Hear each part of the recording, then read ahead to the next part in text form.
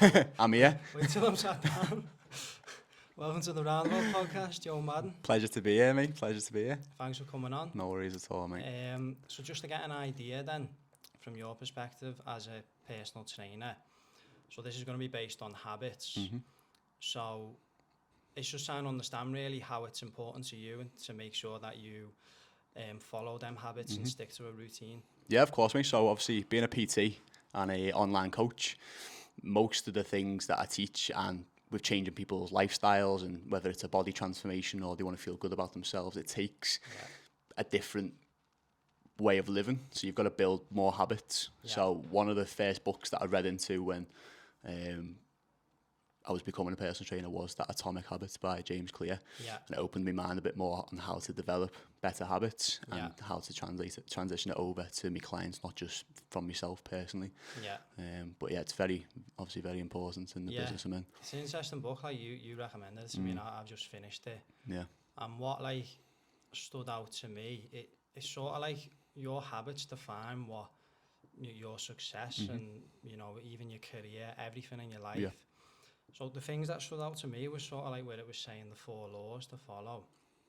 The first one was like saying, you know, make it obvious. So that could be like writing something down, like I am going to, you know, do this. I'm going to go to the gym. I'm going to read a book, and you plan it out each day. So if you like write it down, you set yourself reminders. That's making it visible then. Visible to your mind, and that's kind of like it is just a reminder each day to keep you going. I think that was important. The other one was making it easy as well. So, you know, be realistic about it. Don't make things too difficult. Things are too difficult, you sort of just lose your motivation. Of course. So it's sort of like start small, you know, like baby steps. It's like I could tell myself I want to go to the gym for say 20 minutes, or I'll read 1 page of a book, and that's a start. That's why I had to get into it, because if you think about people want to decide to make a change and they'll see the end goal. So at the moment they're not in the shape they want to be. Let's say they are overweight or whatever, and they want to see themselves with a 6-pack. They see that end goal and it scares them and throws them off, when really all they need to think about is just starting and make it achievable, like by saying I'm going to go to the gym, not I'm going to get a 6-pack in a year's time. I'm just going to sign up to the gym and form the habit of going rather than that end thing, like make it smaller. It's like one thing at a time, isn't it? Definitely. So instead of like starting off too high, setting your goal too high, you set yourself like daily goals, small goals, and then that sets you on that path then to success, really. I think the other thing that I was saying, so what was the other one? Make it attractive. So, yeah, where you're talking about that end goal, it is kind of good to have a goal, you know, like a vision. So you know each day when you're working towards that, that's in the back of your mind. You've made that visible again, and that's the bigger picture. You know, maybe don't be too like set the bar too high, you know what I mean? Make it achievable, like we were saying. And then another thing it was saying was make it satisfying. So it's sort of like delving into how the mind works and how habits are created. So apparently our minds are like programmed from like our ancestors, is what it was saying, for like, you know, short-term results instead of long-term. So it works better when you assign something with a short-term reward.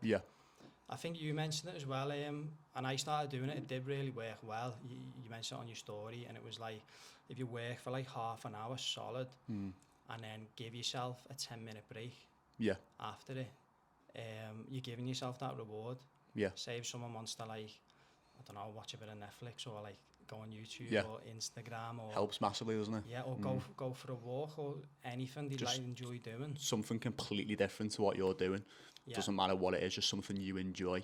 Even if that's just putting some music on or whatever, you just reward yourself for that half an hour of it. Needs to be deep work, though. It can't just be looking at your phone then going back to it, whatever. It needs to be solid half an hour work and then 10 minutes of something fun go on your phone, checking through, and then come back to it. That's the dopamine hit as well.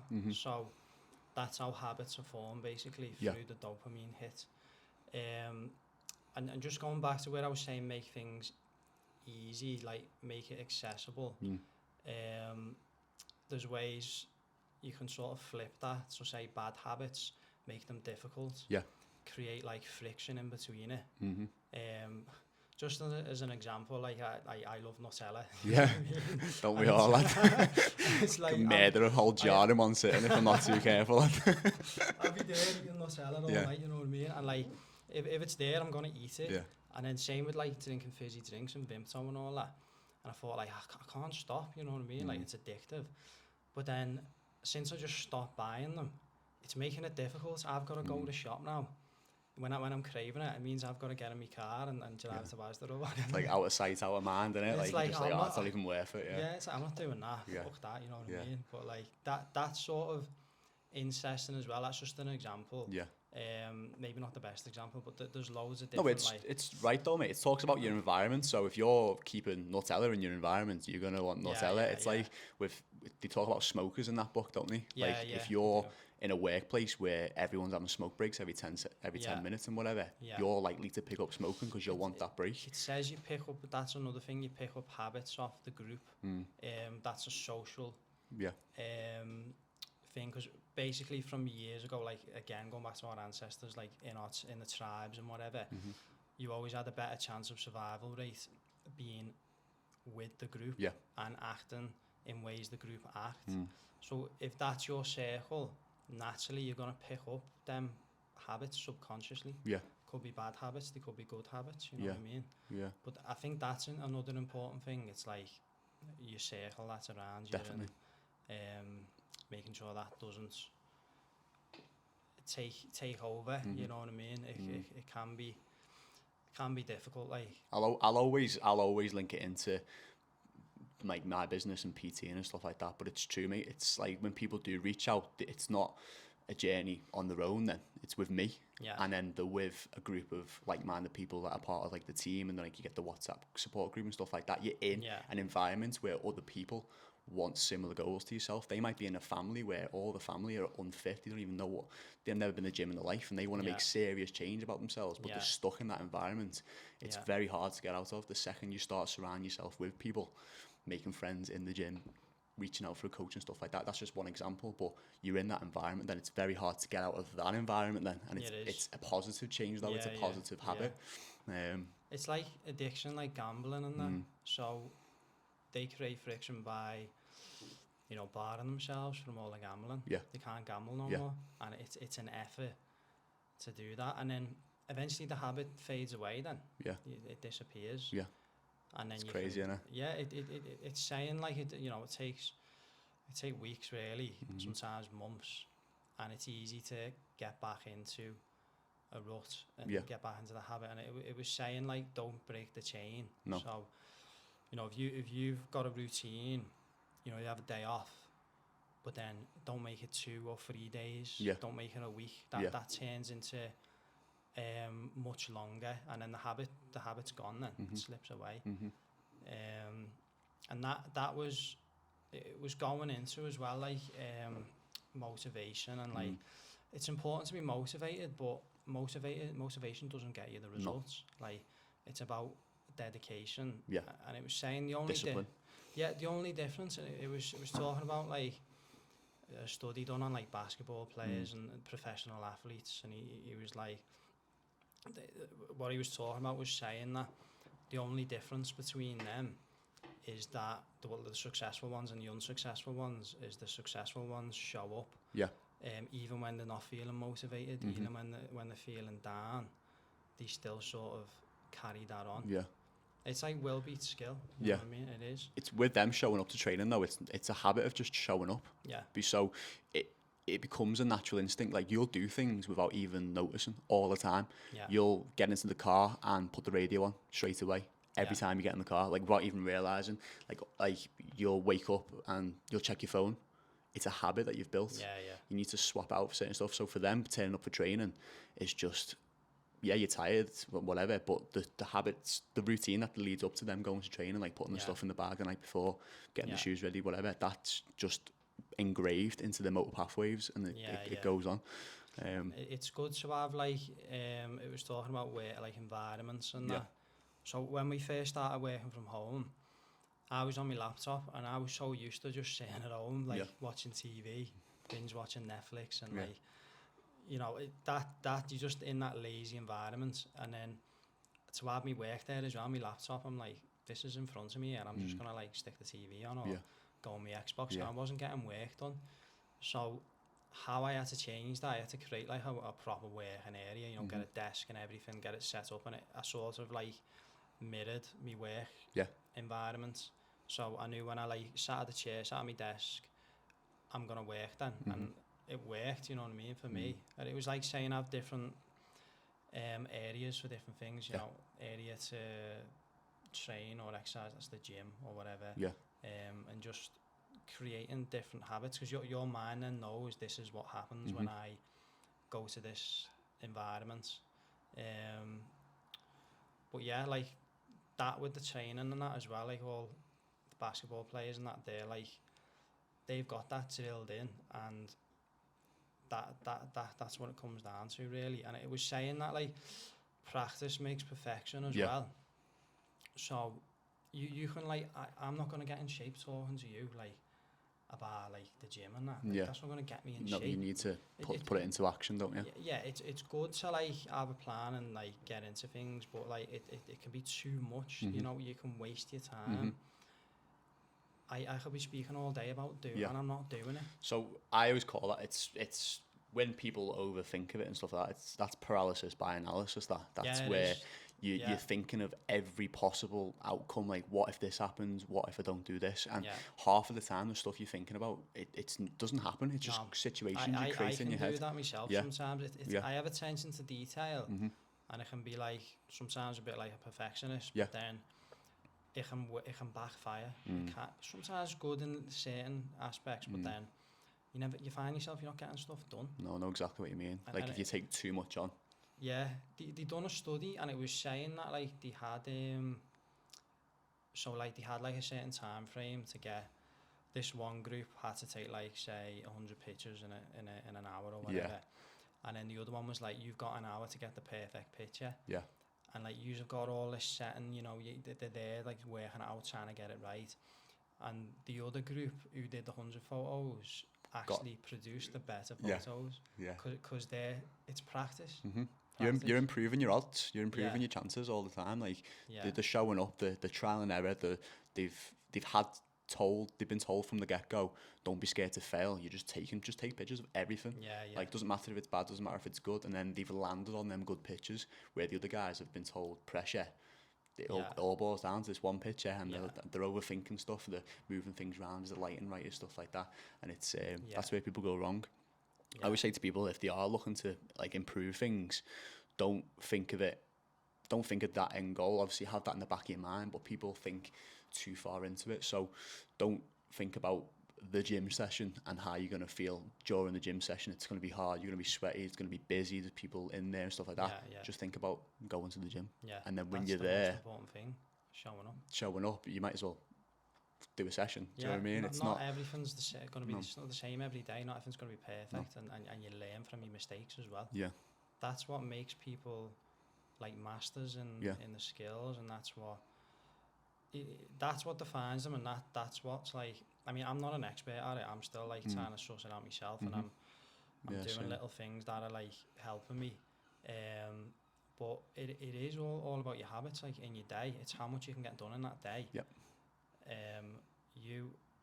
Everyone like sat there daydreaming and that. It's not getting nothing done, and you've got to like just focus on that day. And that's what I find is important. Just as much as I can get done. But it was saying as well, like about identity. So you don't think, oh, I want to learn to play the guitar. It's I want to become a musician. Or I want to become an artist, or I want to become a boxer, or anything like that. You have that you're attaching your personality with it then, and that assigns it, and that's then giving you a higher chance of creating that as a habit, because you're saying I want to be a personal trainer, you're like, what would a personal trainer do? That's it. Yeah. What would a footy player do? Would a footy player skip training? Yeah. Would a footy player eat this? No. That's it. Exactly. That's one of the massive things I took from that book. I think it's that one. I'm not too sure, where it talks about pretending there's a camera following you. Is that one? Did he talk about that in that book or not? Not that one, I don't think. no, it's just a different book. Just read so many books nowadays that it's just like I can't keep up with them all now. On that one though, what I took from that, it was thinking like, what would the PT do? Do you know what I mean? Like if I'm out and I'm eating whatever meal or whatever, I go, what would the PT order? And it's just constant in the back of my head now, because I've fallen that habit of thinking those thoughts. You need to think like, if you want to stop smoking, or you want to get fit, like what would a non-smoker do? Do you know what I mean? Like, what they do this instead, they do whatever. It was saying attach a bad feeling to that, being a smoker. So it was like, people think, oh, they want to stop, but they can't, and they're like, when I'm stressed or anxious, I'll go for a ciggy, and that'll relax me. But it's saying in the book, like, think like this. It doesn't actually relax your nerves. It actually damages your nerves. And causes these problems, and it's attaching that a bad feeling to it, and then you don't want to do it no more. No. But if you've got like a good feeling and you're thinking, oh, it's because I want to socialise and I'm having a break, then that you'll keep doing it. Yeah. You need to think the bad, like you need to think it's affecting, if you've got like family or young ones, like you've got like some kids or anything, like it's affecting them. Like smoking in the house is affecting them. Like put the negative side like out of what it's affecting you. It's good what he said in that book as well, when he was saying about like the smoke break, like most smokers who are social smokers, like in work and stuff like that, they don't want the cigarette, they want the break from work. They want that fresh air. They want to go outside and have that 10 minutes to themselves. Like they don't actually, the putting the cigarette to the mouth is just a habit of what they do, but they actually want that. When we talk about, you don't need the cigarette to socialise. No. You don't need the cigarette to go and have a break. No. Like that half an hour work, 10 minutes off kind of thing.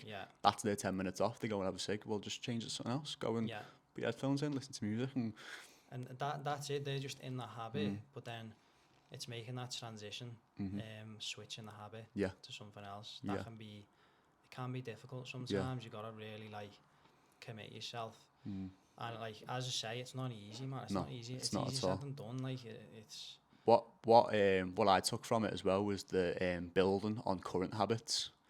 So habit stacking. That was fantastic. That helped massively for me. So a big thing for me was when I woke up in the morning, I'd go on my phone. So I did, instead of me just stopping going on my phone, I said to myself, before I go on my phone, I'll have a drink of water. Just trying to improve it with something like healthier. So I'd get up, have my water, then go on my phone. And now I have some water, read a page of a book, then go on my phone. And it's got to the point now where the first hour of me waking up, I don't even touch my phone. I'm having a drink of water, I'm up, showered, making my bed, reading a book, then go on my phone. And you build up to that. So you say, read a page of a book. All right, I'm going to make my bed, then go on my phone. I'm going to make my bed, get a shower, then go on my phone. And it's like... You've got set times to do that then. And it's fine, like, you don't have to completely cut it out, but then... It's having that control over it. But I did something similar. I'd set my phone on airplane mode. I mean, no one can ring me, but it's like, I don't want any notifications or like going through the night or when I wake up. So I don't check my phone. There's nothing on like Instagram or whatever to check. That's the Wi-Fi's off everything. And the first thing I'll do is like, open the blinds, go and get a shower, and like, that's it. It's keeping myself doing something else first, make me breakfast, whatever, and I'm not sat there just scrolling through my phone, because you think you're on it for like a couple of minutes, you're there for fucking about an hour. And I looked at my screen time, was on it for hours, and I'm thinking I'm crazy. wasting my life on this phone. That screen time opened my eyes up. Like, I was doing like 6 to 8 hour days I was on my doing phone. that. Like, what? It's like that. What is that? That's like a shift. That's a third of my life. Well, you sleep for 8 hours. Yeah. Half my life is on my phone. Like, fuck that. Have you noticed? Yeah. Have you noticed how scary is this when you've put your phone off and stuff like that? You know, when you've not been on Instagram or Facebook for a while. Yeah. It starts saying, "Have a look at this post that someone's just posted." Yeah. And It pulls you back in, doesn't it? Like that. Like, it's fuck off. Like, I've I've turned my Wi-Fi off for a reason. Second I put it on, it's like you're trying to get me back on the app. But it's clever though. It is clever. And then you get all fucking ads. Mate, it listens to you 100%. I'll be speaking about someone. Oh, I'm thinking of getting one of these, and it's like next minute I get an ad for it. It's like flicking up, and it's like, I'm like, where did that come from? I haven't even searched that. It's crazy. And sometimes I thought, not even said it out loud, and like, I'm gonna get some new boxing gloves or something or whatever. I'm gonna. Get a new pair of shoes, and then I'm getting ads for them. They're just there popping up. I'm like, it's mad. What on earth? Like, it's crazy. It can predict what you want. It's definitely listening. Yeah, but it's designed to make you like. I watched that thing on Netflix, and it was like talking about. I think it was the social or the Great Hack or something. It's just something about social media, and it was like they study psychology and how to get the mind.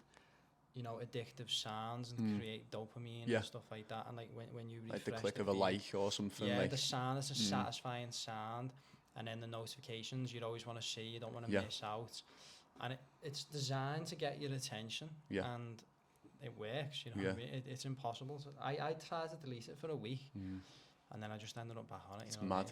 Do you remember like Facebook back in the day? Like it'd be a video, and then that's it. You just go on carrying down your newsfeed. But now another video plays as the first one finishes. It like leads you in and keeps you on there, doesn't it? It's like them reels.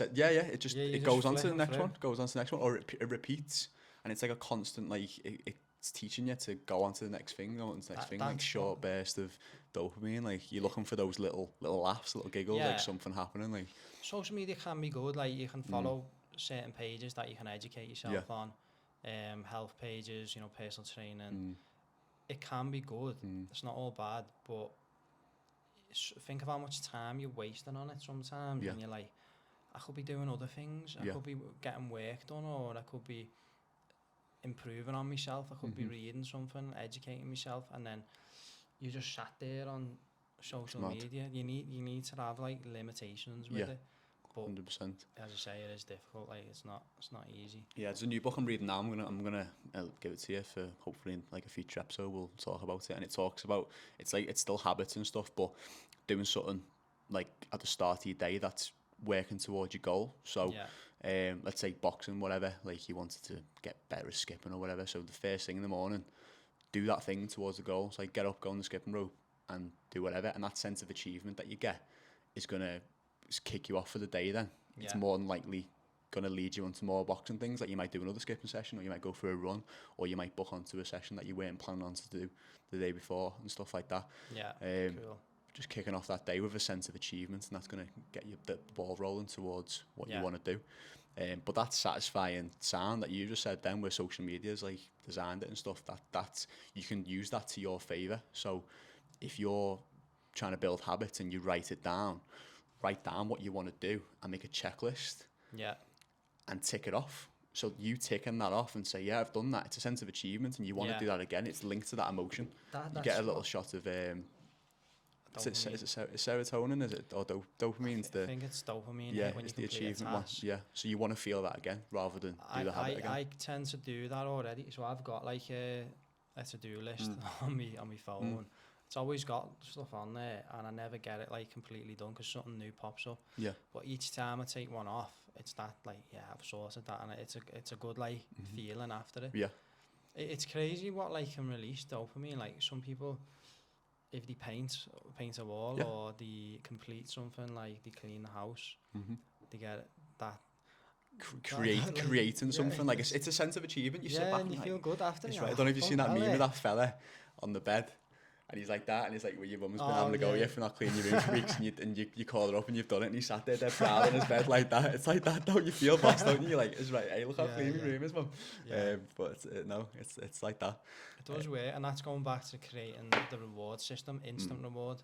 Yeah. You've got to create that instant reward to make it so you're consistent with it. And I was trying to think what else it was saying, like, it was saying as well, don't get like stuck in your ways. So just because you've learned a habit and that's a way of doing it, it's like an auto habit or like an auto response. Yeah. Auto solution to problems, and it does it automatically. So sometimes you can be stuck in your ways, and like some people are just drilled into only doing things one way, and they lose that creativity side. And that's what it was saying at the end of it. Like, that's important, not to lose that creativity side. It's kind of like people, like older teachers and that, and they're like teaching things a certain way, and then like they've been doing it for years. The students would be like, oh, what about this? You know, it's a new idea, and they get a bit wound up because it's like they think this is the only way. And it's like, well, what about thinking, discovering something new and like creating things in a new way? That Elon Musk does it. So he was talking about how that's how he's been able to achieve so much. Like, people told him it was impossible, like, to make an electric car like that. Yeah. Create them rockets that can like go up and like re-land themselves. Yeah. And to create a car like that and he managed to get it quite affordable, like, compared to what it should have been. And he was saying it's a certain way of thinking. It's a different way of thinking, but he's got Asperger's, so he doesn't look at things the systematic way like everyone else. No.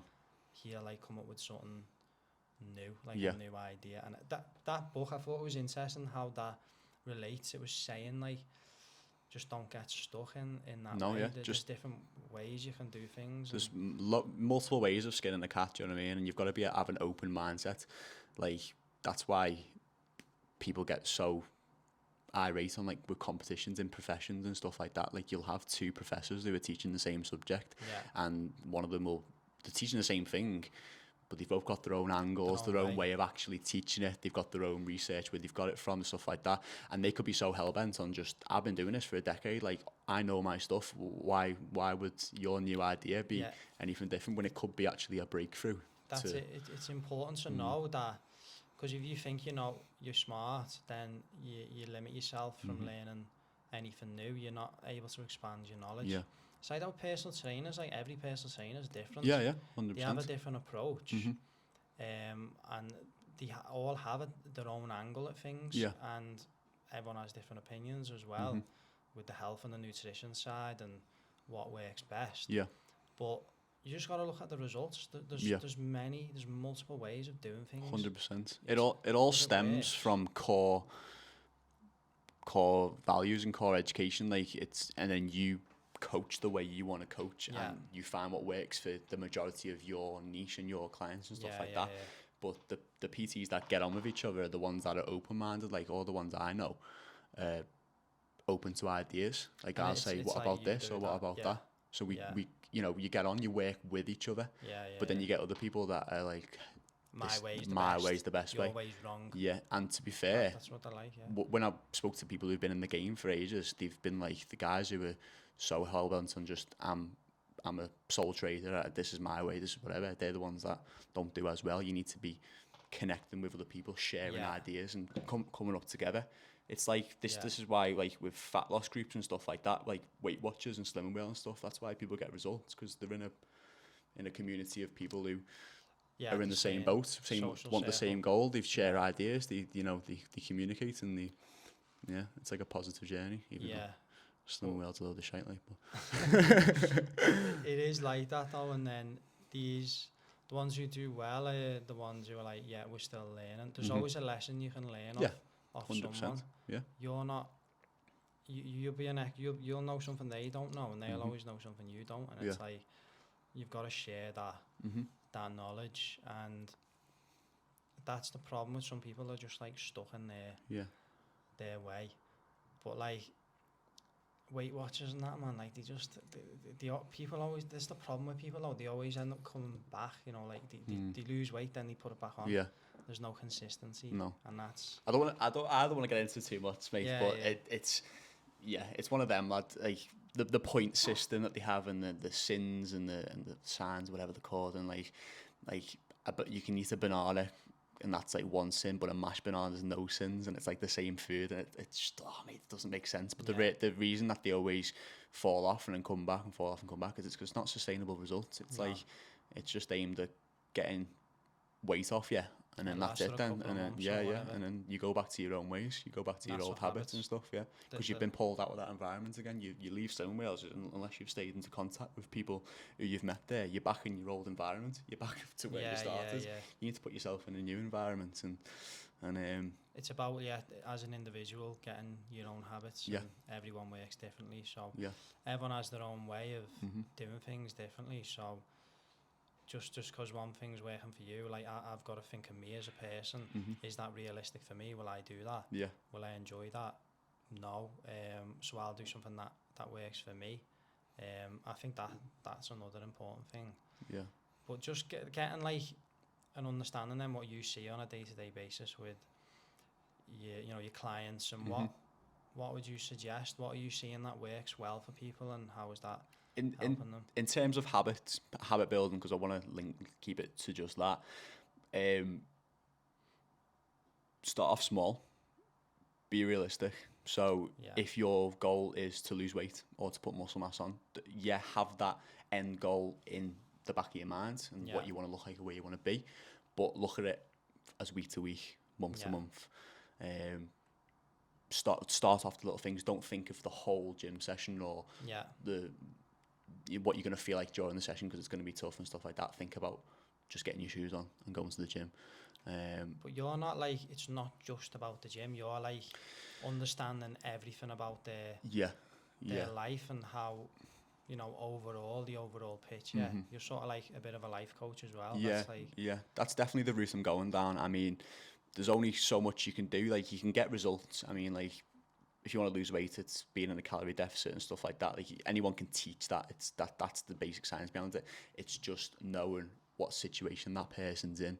How can you attack it a bit differently? How are they thinking? Some people come in and they're like, I've got no issue with how I look whatsoever. I just want to do a bit. And then other people are like, I can't wear these certain clothes because I'm scared of how I look and stuff like that. You need to find out different ways of coaching and stuff like that. So it's definitely the mindset thing I'm going down, and making like self-conscious people and like introverts a bit more extroverted, and being a bit more themselves. And I think like you said, everyone's different. I'm kind of like that introvert. I'm not like, sometimes I can be a bit of an extrovert, but it's like I'm in between a bit. It depends on who I'm with. If someone's really like out there and extrovert, I sort of like hold back a bit and let them like in their shadow a little bit. Like it depends who you're around, I think. But again, that's just going back to understanding that individual and what is affecting their life, and how you can make it important to them, like going to the gym and stuff like that. And but I think that's everything from me. It's alright, mate. I know. Been a bit quiet on this one. I'm going to be honest, I've absolutely crapped myself before going on here. It's the first time I've ever done something like this. So we need to do more. It's not easy. It's tough, man, isn't it? Like we'll be talking. I'm like, what am I going to say next? Sometimes I'm talking, I'm like, there's like bits, I'm like, what should I say? Or I'm like, where am I going with this? Like, but we'll do more episodes, and it'll just get better. And it's knowing what to talk about. But like, have you got anything you want to like touch on now? You wanted to say, or not really. No. I'm going to give you another book that I've been reading, because that Atomic Habits sent me on like a journey of like self-development, should we call it. Like I've read into a lot of things about how the mind works, habits, discipline, whatever. I've got a new book that I've been reading called No Excuses by Brian Tracy. It's a very, very good book. It's what the points in it and the stuff I've applied in my own life, stuff like that, is what's been the reason for the majority of my success over the past couple of months. So I'll give you that. Give it a read, and then we've got something else to talk about for the next one, mate. Cool.